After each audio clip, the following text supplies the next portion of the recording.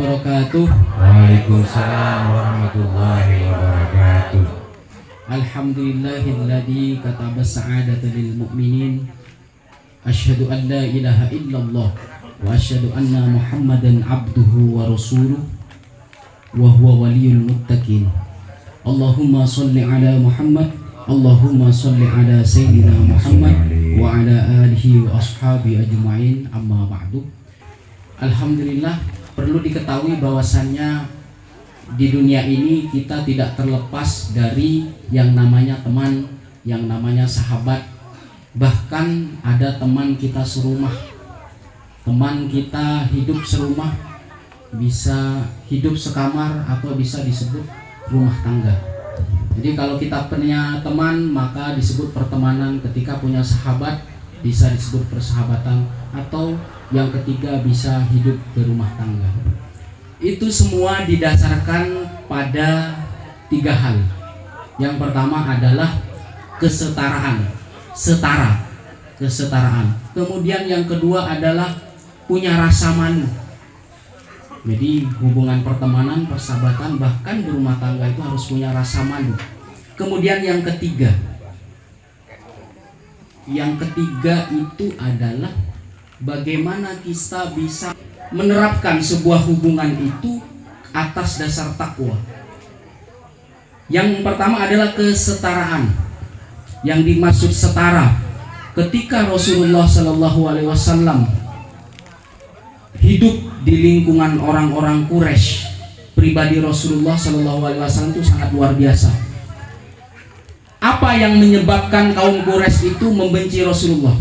Yang pertama, Rasulullah itu bergaulnya dengan orang-orang miskin, orang-orang yang tidak mampu. Maka disebut Rasulullah itu Abul Yatim wal Armalah. Jadi bapaknya anak yatim, armalah itu rimal. Jadi kalau secara bahasa armalah itu rimal yang sering kita injak-injak, yaitu orang-orang kecil, orang-orang susah, orang-orang yang miskin. Jadi ini yang menjadi orang Quraisy itu dulu membenci Rasulullah. Rasulullah itu setara dengan mereka, meskipun pangkat dan Rasulullah itu jauh melebihi makhluk yang lain.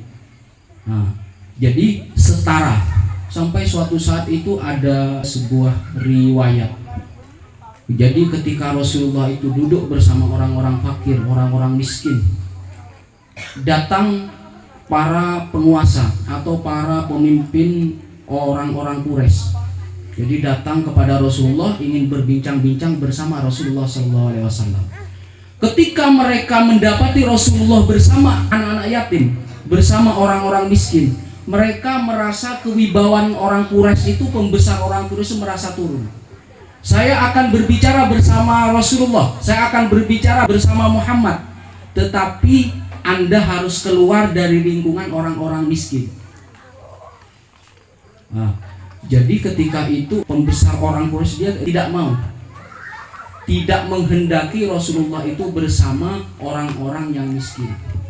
Orang miskin yang seperti apa? Alladzina yad'una rabbahum bil ghadati wal asyi yuriduna wajha. Itu bukan asal orang miskin, bukan asal orang susah.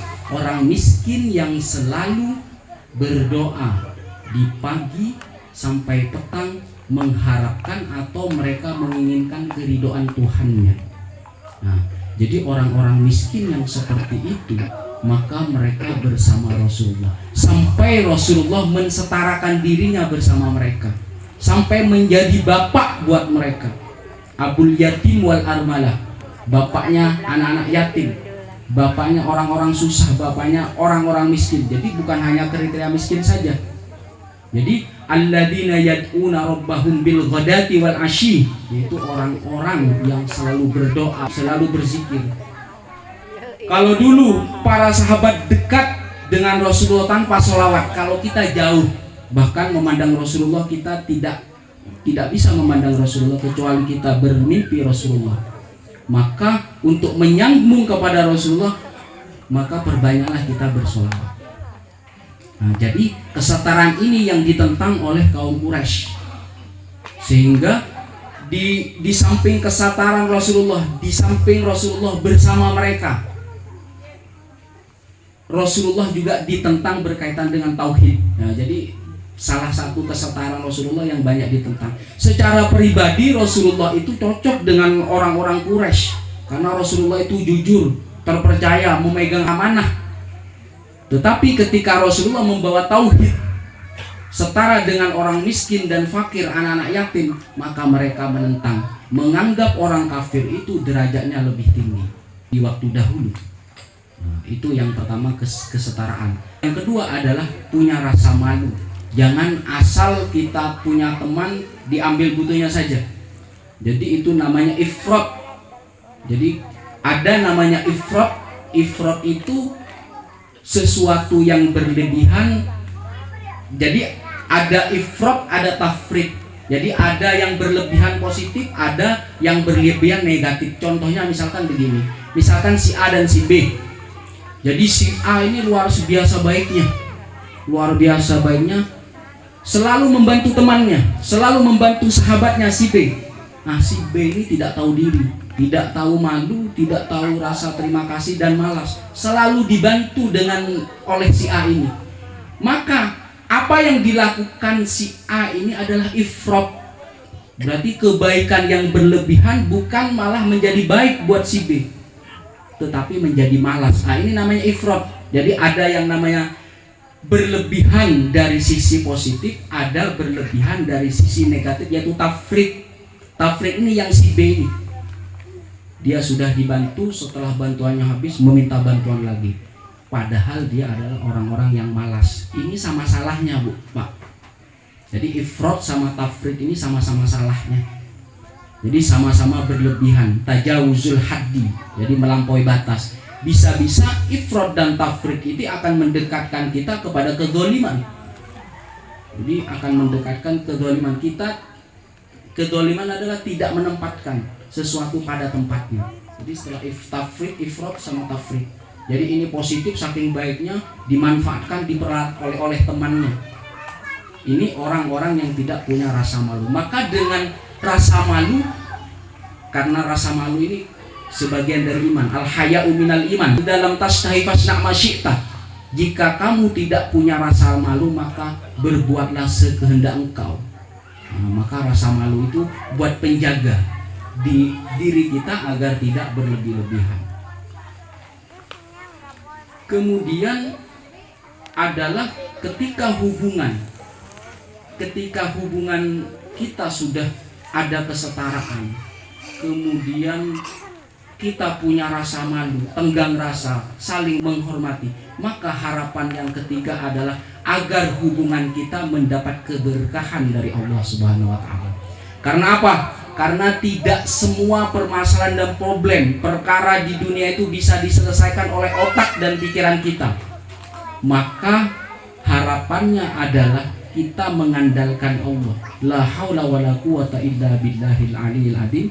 Jangan selalu menempatkan tawakal itu di akhir kita melakukan sesuatu, maka letakkanlah tawakal itu di awal kita melangkah. Jadi ketika hasilnya itu positif, maka bertambah syukurnya. Ketika hasilnya negatif, maka bertambah sabar kita. Jadi ketika itu Rasulullah itu disuruh tahan. Jadi ketika ada orang kafir Quraisy menyuruh Rasulullah pergi dari kelompok itu, wasbir nafsaka, maka bertahanlah wahai Muhammad, jangan pergi dari mereka, bertahan di sana bersama orang-orang yang miskin, orang-orang susah, yang bagaimana mereka berdoa, berzikir kepada Allah dari pagi sampai petang. Apa yang mereka harapkan? Mereka menginginkan keridhoanku, yaitu keridhoan Allah Subhanahu wa Ta'ala. Maka ketika kita bermasyarakat, bertetangga, berteman, dijalin oleh pertemanan, persahabatan sampai berumah tangga, ketika kita tidak bisa menempatkan peran itu, maka bisa dipastikan akan rontok dan akan hancur. Ya Allah, ya Rahman, ya Rahim, Antal Jawadul Halim, wa anta ni'mal mu'in. Amin ya Allah, ya Rahman, ya Rahim.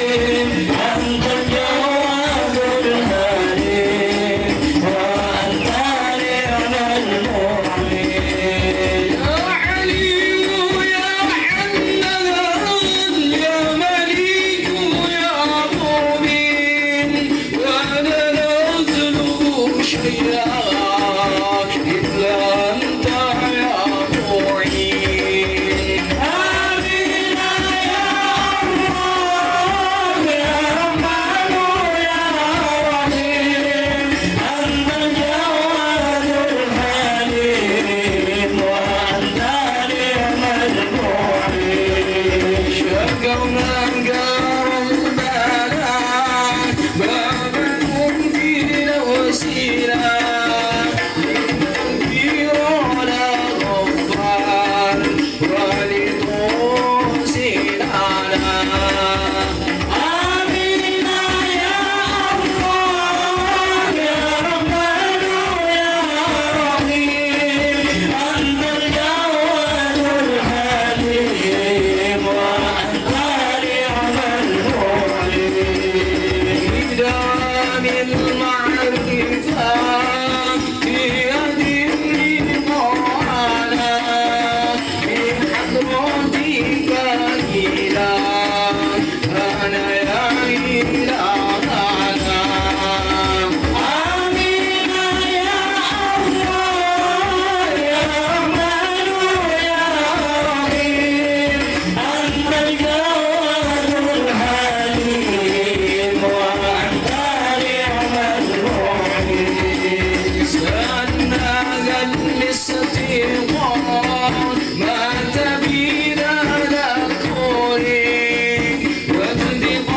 واقتقامتنا فيه مع شكوري نعمي آمين يا الله يا رحمن يا رحيم أنت الجواد الحليم وأنت نعم المعين يا كريم يا كريم أنعمنا بنعمتك يا أرحم الراحمين ارحمنا برحمتك آمين يا الله يا رحمن يا رحيم أنت الجواد الحليم وأنت نعم المعين يا لطيف يا خبير نجنا من المحن يا قوي يا متين أنجنا من الريحان آمين يا الله يا رحمن يا رحيم أنت الجواد الحليم وأنت نعم المعين ربنا حسن لنا ظاهرا وباطنا مع حسن الظن بحضرتك يا منان آمين يا الله يا رحمن يا رحيم أنت الجواد الحليم وأنت نعم المعين